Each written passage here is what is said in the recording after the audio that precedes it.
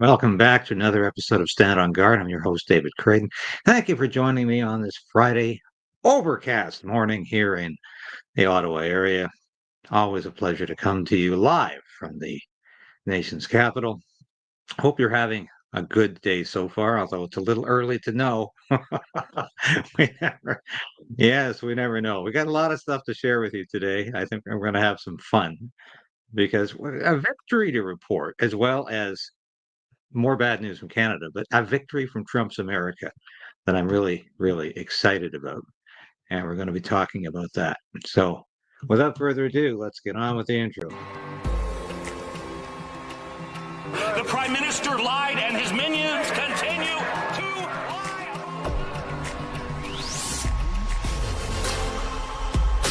We need political change.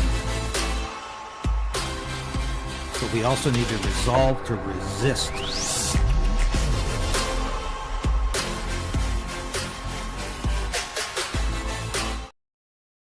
Okay, we'll have a little more of this later, but I want to show you this right now at the beginning of the show. Probably should have showed you before the intro, but I'm putting this together here. So this is the victory we've had. And I wish I could show this to you with the soundtrack, which of course is one of Donald Trump's favorite songs. I don't even know if I can mention the song without getting hit with copyright. But this is a brilliant piece of engineering. And when I first saw this, I said, wow.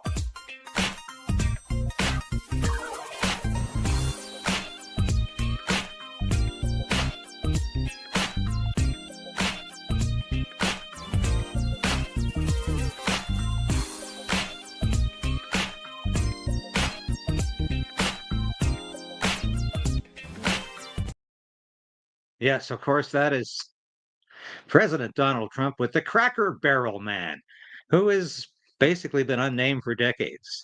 But that's the story we're going to be talking about later, because Cracker Barrel hired a very woke, shall we say, CEO and woke staff throughout the organization. We're going to go through some of this. And the result was they changed their logo from the Cracker Barrel Man sitting next to a Cracker Barrel because, that was just too old-fashioned. Suggested maybe that the common folk had some good ideas, that we didn't have to go to Harvard or Yale to get some smart ideas, that we could just listen to the locals sitting around the Cracker Barrel. And that really upset the woke people. So they tried to get rid of it, but it's back. The logo's back, and all kinds of other things are back. Stay tuned to find out what exactly is back, because it's absolutely fascinating. Now, I wanted to show this story to you because this, to me, is incredible. Okay. This just came out last night. Now, Thursday, they usually wait till Friday for this. There's a couple of outlets reporting this, including CBC, and I give them credit for this because CBC, of course, you could argue is part of this problem because they are government workers. But they reported it faithfully, and I have to give them credit for that. And here it is. This is incredible. Projecting federal personnel expenses, $71.1 billion. And this is the parliamentary, once again, budget officer. This is a nonpartisan agency within the federal government. So this is not the Liberal Party. It's not even the federal government per se. It's an independent auditor within the federal government. So we can trust their numbers. Let me tell you, Mark Carney's people would not be coming out with these numbers. The federal government would not be releasing these numbers. Thank God we do have a parliamentary budget officer in a parliamentary budget office. So here's the highlights of this report. Personnel costs are the largest component of federal operating spending. Okay, let that sink in. The largest component of federal operating spending.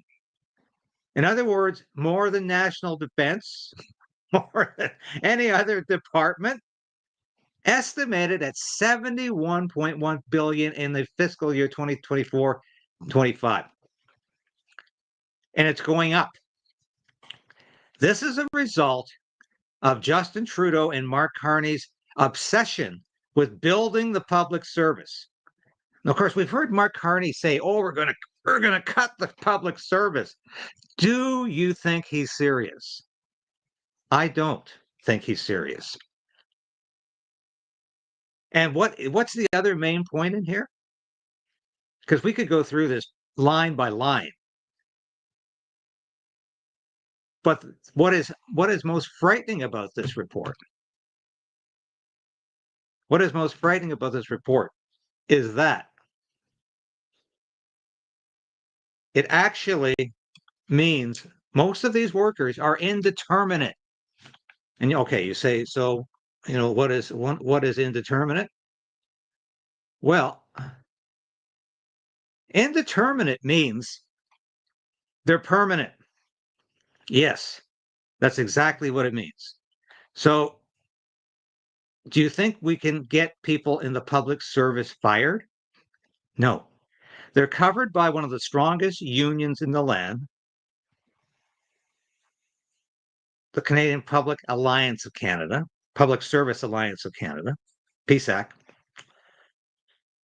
And it's basically impossible to remove a civil servant from his or her job. Yeah, you can get rid of military people through the National Defense Act. You can administratively remove people.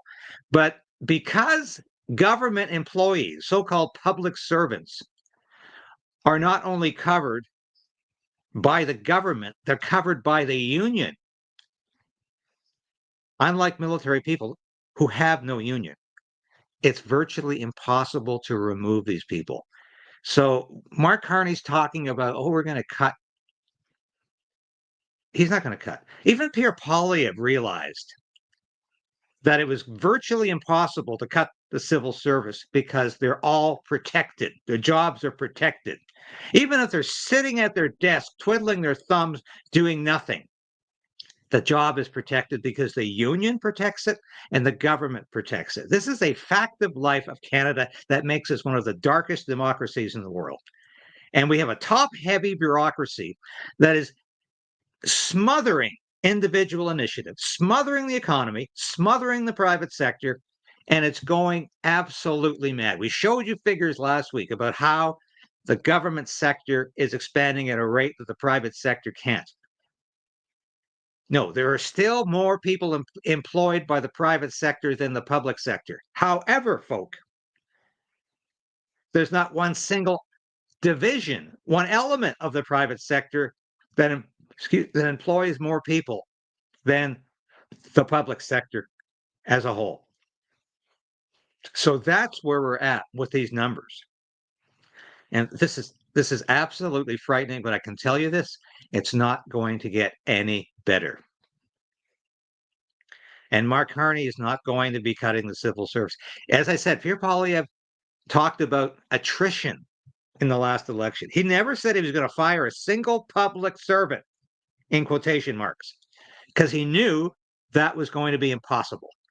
The only way to reduce the public service was through attrition and not hiring more people. Of course, that could take a decade to see any results from. Maybe it's time to change the rules. What do you think? Because it's obviously not working. Now, I want to talk about a story that's always close to my heart, and that's the Freedom Convoy. And I find this absolutely incredible. We've got a Freedom Convoy trucker who is seeking asylum in the United States, and you betcha, Doug Ford and the Canadian government, Ontario and the Canadian government want him back. Why? Because he's on trial, and because the Canadian government is denying he should be seeking asylum.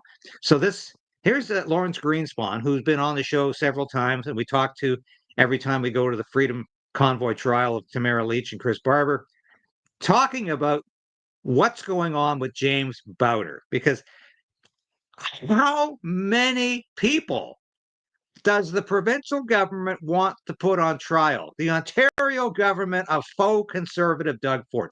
How many truckers? How many Freedom Convoy protesters? How many people who protested peacefully does the Ontario government want to put on trial before they're satisfied, before they're satiated, before their lust for power is satiated? I don't know. But it just keeps going on and on and on. And this is absolutely fascinating. What's the issue here is what would James Boudreau be facing if and when he came back to Canada? And we know now, as of today, the first thing he's going to be facing is an arrest warrant. For Rebel News, I'm Tamara Ugolini here at the Ottawa Courthouse, and I'm joined by criminal defense lawyer Lawrence Greenspan, who just submitted on behalf of James Boudreau. He's in a desperate fight for freedom against tyrannical government overreach, whose defense from political persecution in Canada is being handled at no charge to him by the Democracy Fund. And if you want to chip in to help cover his legal fees, you can do so at thelasttrucker.com. Because Boudreau is really a remnant of the historic 2022 grassroots freedom convoy, a movement that shook the world when ordinary working class men and women stood up against government overreach being justified for years under the guise of fighting COVID-19. The truckers honked for liberty, for the right to live free from mandates and control. Want to interject at this point and say thank you, Ezra Levant and Rebel News, for this fantastic report. Wish I had been out doing this myself this week, but support Rebel News in whatever way you can. Watch them at the very least, because they do some fantastic work, and they've got real and those who journalists couldn't on the ground. live under the suppressive regime anymore. But in Canada, once known as the True North, strong and free, it had more of a totalitarian tiptoe under Prime Minister Justin Trudeau's iron grip than many had ever experienced firsthand before. Convoy participants and supporters alike had their voices silenced, their bank accounts frozen, and their lives turned upside down, even though the government's unprecedented invocation of a revamped wartime legislation called the Emergencies Act was deemed unreasonable and charter violating by the federal court. Despite this, Boudreau faces harsh punishment and political persecution in Canada for his actions, branded a criminal for his opposition to intrusive and indiscriminate government edicts. He's been driven away from his home, his livelihood, and ultimately, his country. Boudreau faces multiple criminal charges, including mischief, intimidation, obstructing an officer, and 2 counts of counseling to commit indictable offenses. It's so bad that he has sought political asylum in the United States. Okay, so it's not just mischief. They've added all these other charges, compounded the problem. So no wonder he sought asylum, because we're living in a country of a narco tyranny.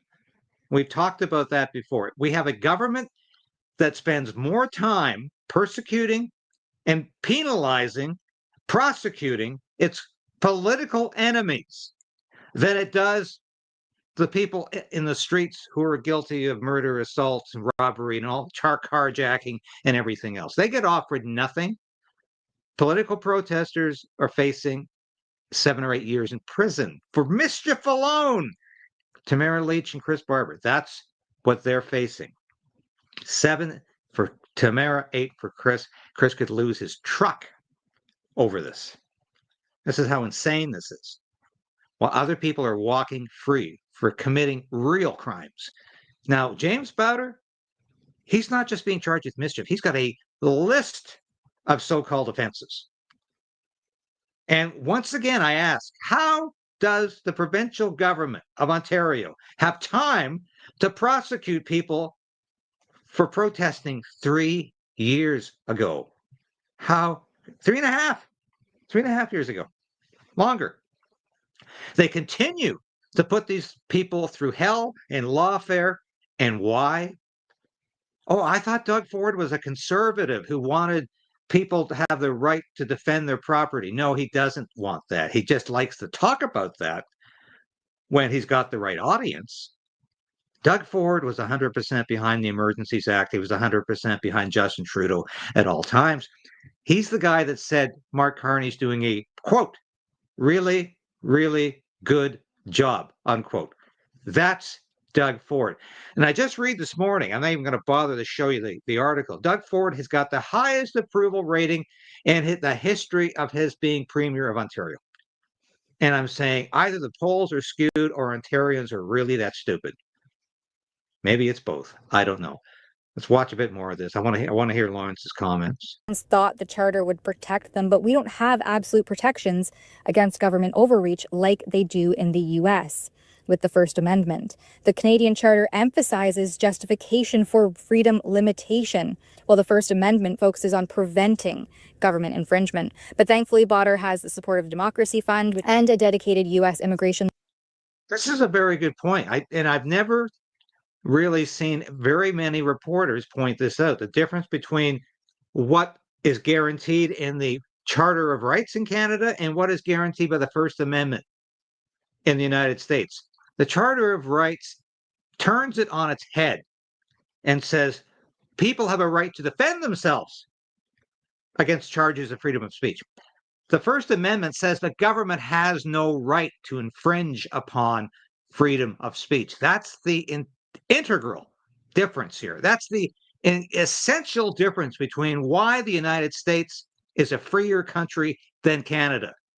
Canada not only has no guarantee of property rights in its Charter of Rights or its Constitution, it's all based on protocol and history. It really has a guarantee of freedom of speech that is very nebulous and very uncertain. And I can't say enough about this reporter for pointing this out. Lawyer navigating his case for the principles that made the Freedom Convoy a global symbol of resistance. Today, Mr. Greenspan was acting as an agent on behalf of Boudreau in his defense. It was very short and sweet, what we heard in the proceedings today. Can you give our viewers just a quick overview of what happened in the courtroom? Well, the first thing is that James Boudreau wanted to be present today either by teleconference or by Zoom out of respect for the court. He can't be present in person because, and this was verified before the judge, he can't be present in person because to do so would mean he would forfeit his application for asylum, which is pending. And what else would happen? He would be dragged away in chains by the provincial government of Doug Ford. So that's why he can't physically appear in that courtroom. In the United States. So he couldn't be here. We basically said to the judge, look, in light of that, why don't we adjourn the trial and see how things go on the application for asylum? And judge was not willing to do that and issued a warrant for James Boudreau's arrest.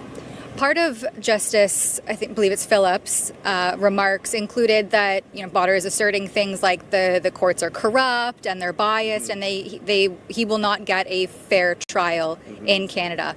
What do you make of that and the justice's response to those claims? Well, that's certainly, I don't make any comment at all about the basis for his application for asylum in the United States. That's something that's being handled by lawyers out of Buffalo.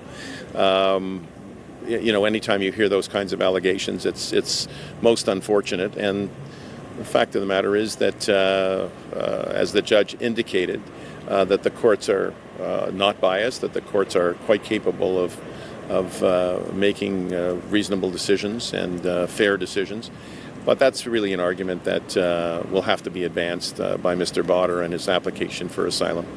Which I gather can take anywhere from 6 months to a year and a half. Right. And so the proceedings are scheduled to begin, I believe it's the second week of November, and slated for 3 weeks. What does that potentially look like moving forward? I mean, obviously you haven't consulted with clients yet, but how does that look knowing that Boudreau will then have to forfeit his political asylum claim, which doesn't sound like he's willing to do? No, he's not willing to do that, and it's anticipated. And no wonder he's not willing to do that. Look at the record here. The provincial government of Ontario has brought up these people and they've successfully prosecuted just about every one of them. And I say it again, we have Tamara Leach and Chris Barber facing facing a sentencing that could include 8 years in prison for Chris and 7 years in prison for Tamara.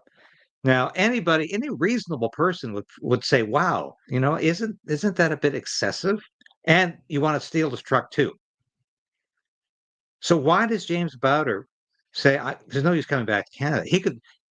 God only knows what these charges could come to in terms of potentially being sentenced to? Will not attend in November, and what we were trying to do here was allot that time frame, that 3-week time frame for trial, put it off to some other time once the application for asylum has been adjudicated in the United States. I don't think he'll be here for the trial in November. It's just a matter of courtroom efficiency, and we know that the courts are backlogged, and keeping 3 weeks on hold for a trial that's not likely to happen, is not what we wanted. Right. The Justice mentioned one other thing, which is the third safe country agreement between Canada and the United States.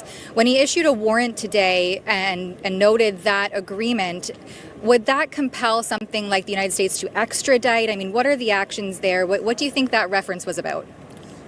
The only thing I can guess at this point, there is, of course, an extradition treaty between Canada and the United States.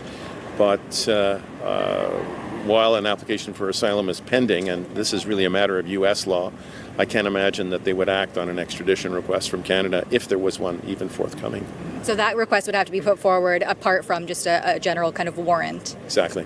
So if Boudreau does come back into the country, granted that a warrant was issued today, he would be immediately arrested. That's correct.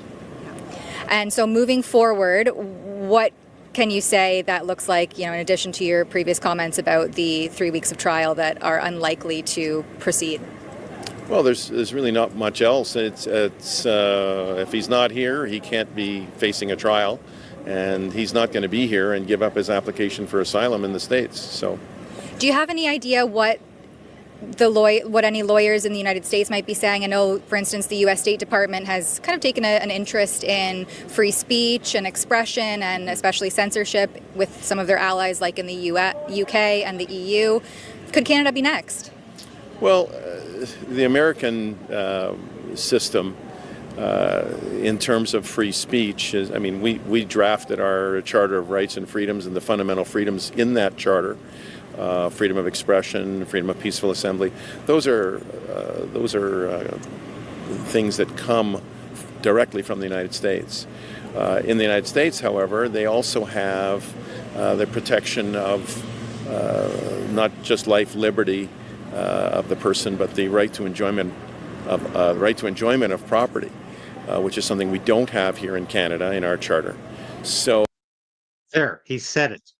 And this is why I'm showing this whole clip, because this is the most intelligent conversation you're going to hear between a lawyer and a journalist in Canada. Well, unless you're watching my conversations, but I'm very impressed with where this gets to, because here's Greenspan saying we don't enjoy the same freedoms that you Americans do.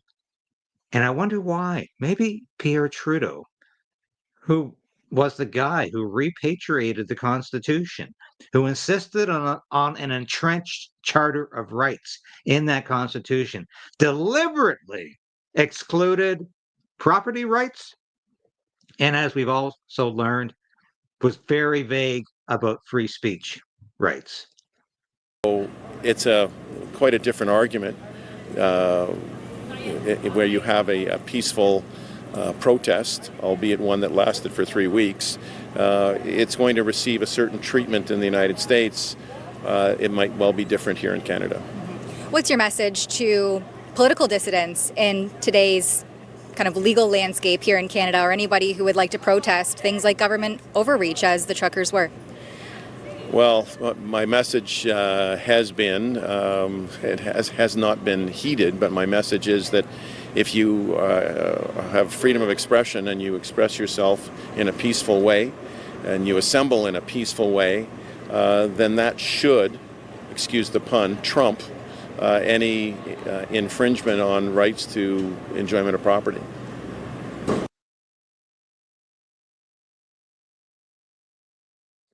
No pun intended. Trump. And want to get to this story now from Cracker Barrel, because this is incredible. I brought this story to you earlier this week. Cracker Barrel, of course, a restaurant chain in the U.S. that really celebrates the agricultural, the rural foundings of America. That's what it's all about. And it's and that really upsets a lot of woke people because they don't like that about America. They think America was founded by a lot of academics who dictated the terms. But Cracker Barrel changed its logo, and we'll get into this here. Here we go.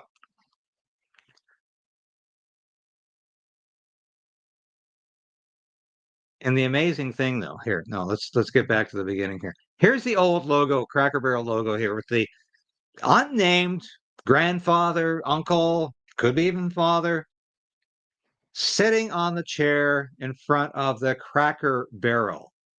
And for those of you who are too young to know or too old to care, the Cracker Barrel refers to what people used to gather around at the county store or the village store or the town store. You would gather around the Cracker Barrel and people would talk politics. And that's what this is all about. And you might have somebody there who disagreed with you about this or that issue, but that's okay. We're all Americans, people would say. And it's the old country store where we're allowed to disagree, but we don't have to get upset about this. We don't have to get violent about this. All we need to do is celebrate the fact that we have freedom of speech to discuss these things. And nobody's going to come down on our heads tomorrow and say, you have no right to hold those opinions. This is a Stalinist country. We will punish you for holding those opinions. That's what that logo is all about. It's about freedom of speech and an America where you could have different opinions. That's what they wanted to change it to. Like, and I said the other day, they were also changed. I don't know if they've gotten here yet, but they changed the interior decorating of Cracker Barrel restaurants to something that looks like a prison cafeteria. But look at that. Look at that. And that took a genius. They had to hire a woke CEO to come up with it. Well, we'll just get rid of the shit we don't want. Excuse my language. But there we go. And Donald Trump got involved in this. Don't you wish we had somebody like Donald Trump in Canada? I'm sorry. I know we're supposed to be mad at him for tariffs. I know we're supposed to be angry about his disrespect for Canada and talking about the 51st state. But don't you wish we had somebody like Donald Trump who would get on social media the next day and say, to hell with this? Because we don't. We certainly don't have anybody, Mark Carney, remotely resembling Donald Trump.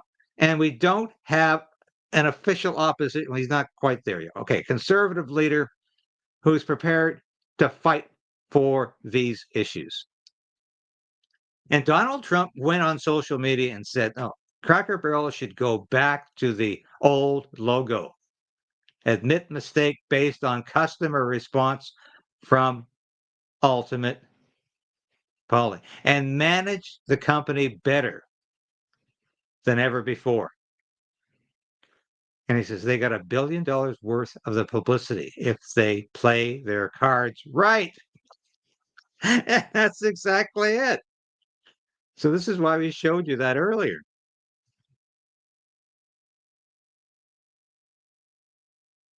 Cracker Barrel relented, not only on the logo, but on a lot of other things. And let's have a look at what exactly Cracker Barrel decided to go back on, because I find this absolutely fascinating. This is Robbie Starbuck's X posting page. Huge! And Robbie Starbuck, I take my hat off, and we're trying to get him on the show. This is a guy who takes on woke companies and says, go ahead, make my day. All right, you want to celebrate DEI, you want to celebrate woke politics, you want to force your people to celebrate gay pride parades where men go around nude in front of children. All right, go ahead. We're not going to go to your stores. We're not going to patronize your businesses anymore, and see what happens. I think he's about 100% accurate here. And here's what Cracker Barrel said. In connection with the company's brand work, we have recently made updates to the Cracker Barrel website, including adding new content and removing out-of-date content several months ago. The company also made changes to our business resources groups that now focus all sponsorship. So in other words, they don't want to admit that they lost this one, but they did. They lost this entirely. And this is exactly why this is fantastic news for people who want freedom. They dropped the logo, and they were also up to, and we can get back to this in a second here.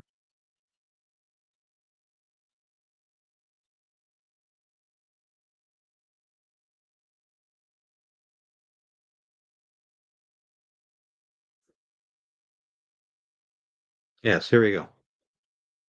This is fascinating. They also had this on their website. Major victory to report, Robbie Starbucks put on X on August 27th. After a week running our pressure campaign, Cracker Barrel finally caved and removed their LGBTQ and DEI page. Now, I say to you again, don't you wish we had a president like Donald Trump in this country, or a prime minister like Donald Trump in this country, who would listen to what Canadians want and stop pushing his DEI, LGBTQ agenda, this alphabet soup of nonsense. And it just gets better. This is what they had on their front page. Robbie Starbuck put this on August 26th. Cracker Barrel management is cracking. Today, they've removed the LGBTQ pride page off the Cracker Barrel website. Whoa! And look what they had on there. Bringing the front porch to pride. So why do you want a restaurant? Why do you want any corporation, any business promoting these values which you don't agree with and I don't agree with? And I'm sick of this. Here's a great picture of a pride parade. This is what goes on at a pride parade. And these pictures were heavily censored because if we showed you what actually goes on at a pride parade, we would not be allowed to show it. But that's just a sample. The cyberitic rights that are celebrated, most Americans, and I say most Canadians, would say, no, I'm not going to support that with my money. And it just went on and on and on.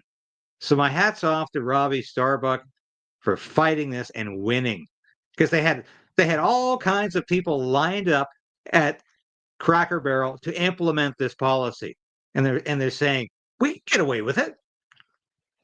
We're right. No, push back, push back. That's exactly what I'm saying, because I've probably spent enough time on this today, but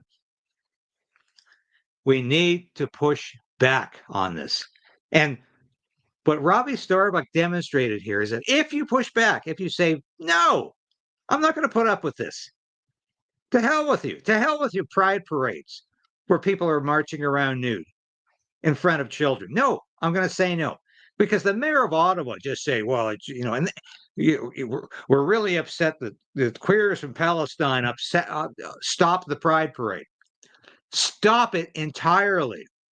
And I'm so sick of hearing Canadian politicians and Canadian journalists. Globe and Mail just said nothing should stop pride parades. There should be no protests at pride parades because they're sacrosanct.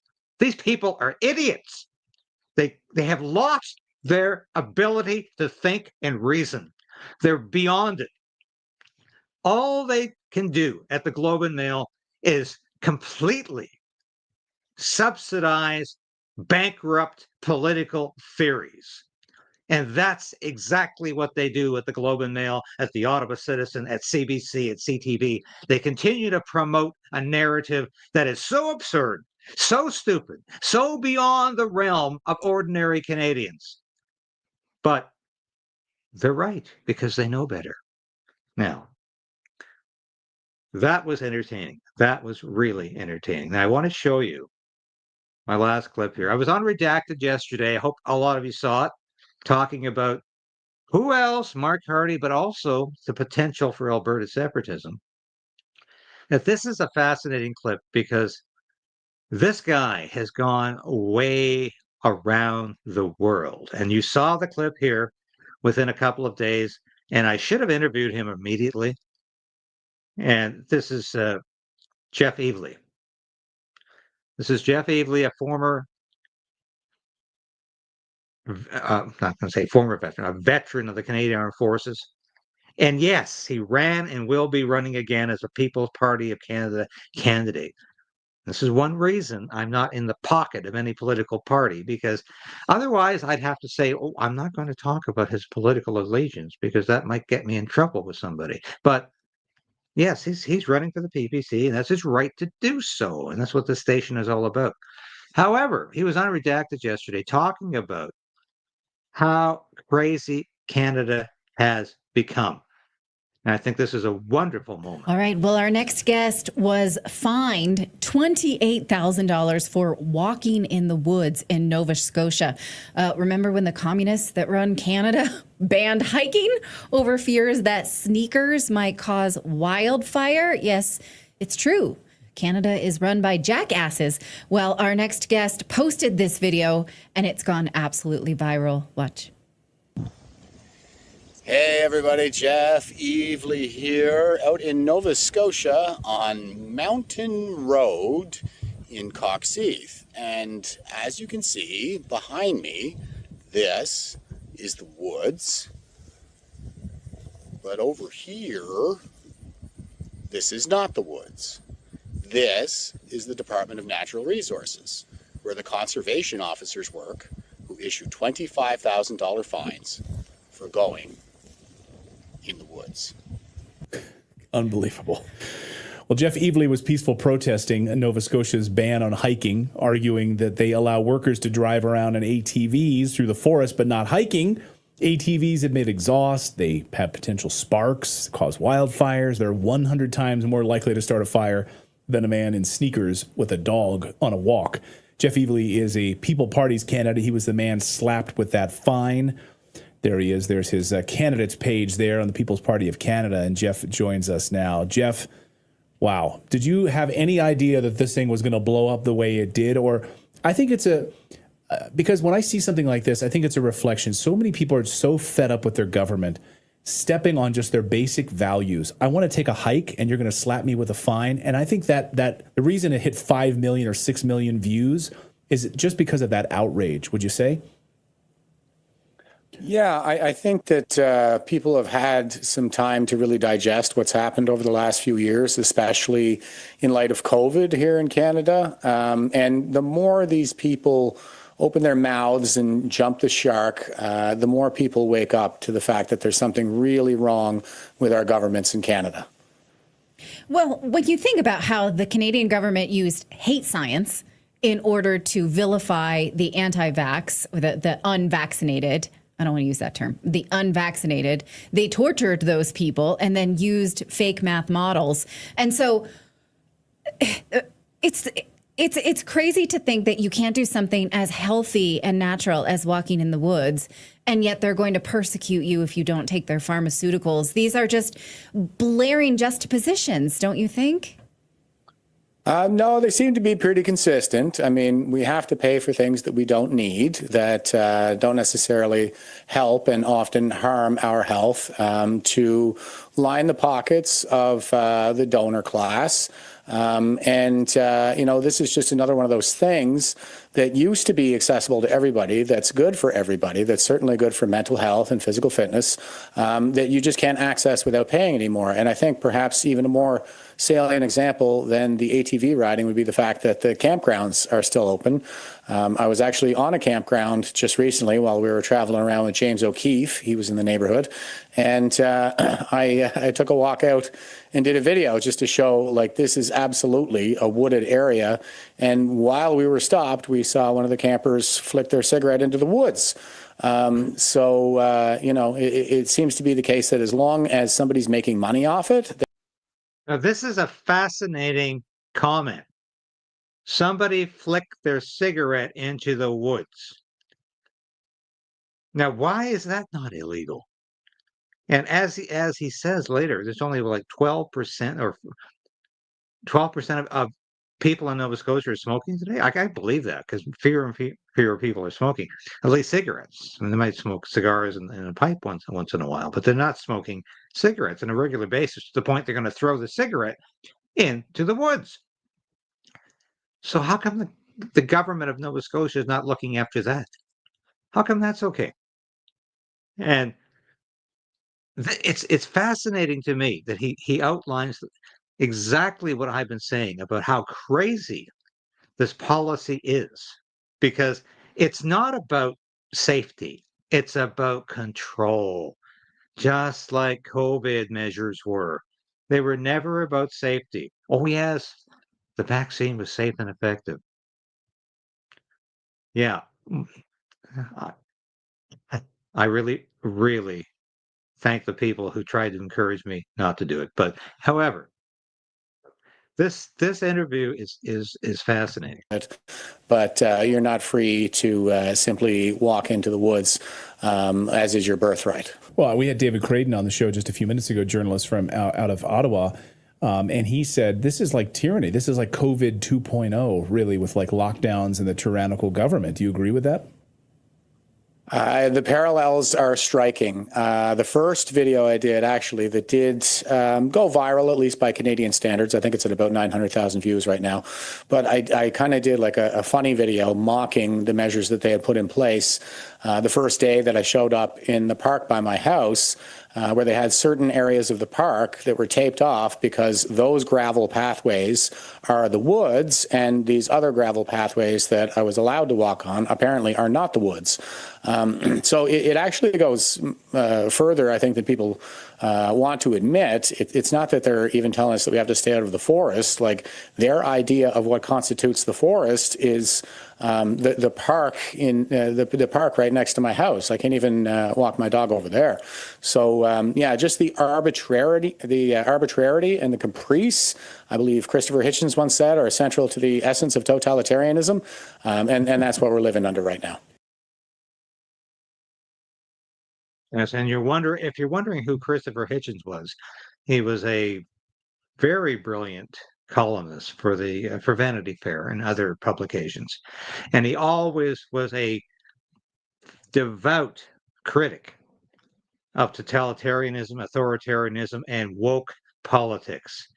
He insisted we take back our freedom, and I think that's what Evely is talking about here. And we should have Evely on the show next week. And by the way, if you saw the other, we covered that little bit the other day with James O'Keefe coming up to do a story, and unfortunately, it got all bungled up with the music, and we had to redistribute it in other ways. But that's indicative of how crazy this policy is. So James O'Keefe came up, apparently walked through the same woods. He was not accosted by anybody in the Nova Scotia government, by police. Police were called, but they never arrested him. Why? Because they know this law is stupid. They know this law is beyond reason. They know this law is absolute idiocy. So they did not want any more publicity, promotion on the internet, certainly beyond Canada. And that's why they never came to see James O'Keefe. I believe that very strongly. Nobody told me that, but it's obvious to me, spending my life in media relations, that's exactly what went on. Just ignore it, because it's not going to do us any good if we fine an American $28,000 for being in the woods, because that's how stupid our policy is. Thanks for joining me today. We love you here at Stand on Guard. We'll be back again tomorrow. And I'll tell you this, continue to resolve to resist. God bless this country, and Godspeed to all of you.